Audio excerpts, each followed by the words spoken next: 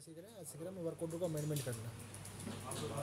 आपके एक इशू आया था कि वर्क ऑर्डर के आइटम एसआर में नहीं दिखाई दे रहे, तो वर्क ऑर्डर को अमेंड करना पड़ेगा। क्यों? क्योंकि हमारे यहाँ पे वर्क ऑर्डर में मिस्टेक हुई थी।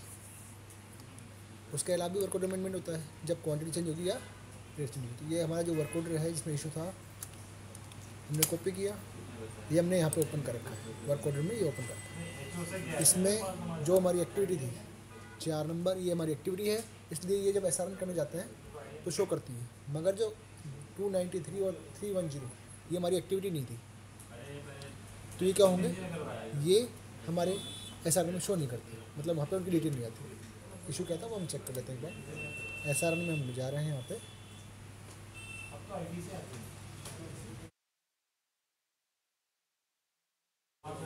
एसआरएन के लिए हम जाते हैं साइट मैनेजमेंट के एसआरएन ऑप्शन में।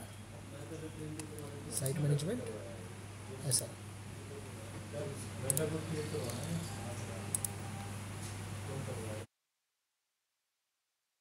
तो मैं डिटेल में डिस्कस कर रहा है पूरा कि इशू क्या था हमारा। यहाँ पे हमने इसको इंपोर्ट किया तो हमारे पास में इसकी डिटेल नहीं आ रही। यहाँ पे हमारे पास में केवल पहली एक्टिविटी ही आई हमारे पास में।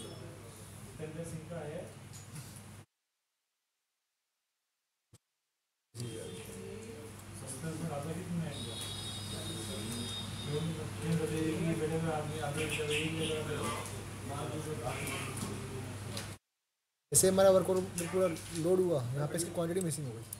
कभी भी यूनिटी मिसिंग हो जाती है कि इसमें क्वांटिटी ही नहीं मिली। और क्वांटिटी क्यों नहीं, कि मैं यहाँ से एक्टिविटी मिसिंग हो गई। और जो दोनों एक्टिविटी मेरे को यहाँ शो कर रहा था, एक्टिविटी नंबर 293, हमें इशू भी रिकॉर्ड कर रहे हैं, अमेंडमेंट करते कैसे हैं वो भी रिकॉर्ड करेंगे। इशू तो मेरा मेन क्या था कि हमारी एक्टिविटी जो वर्क ऑर्डर में डिफाइन है वो शो नहीं कर रही।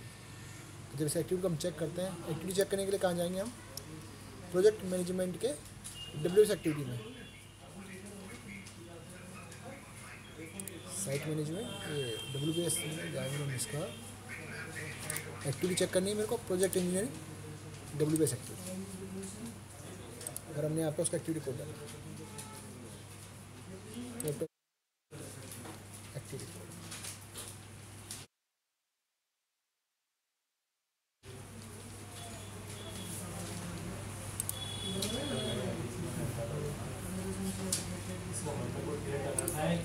एक्टिविटी कोड डाल के बाहर क्लिक करना है हमारे को, तो हमें पता चलता है कि ये एक्टिविटी नहीं है, ये हमारा क्या है, हेड है।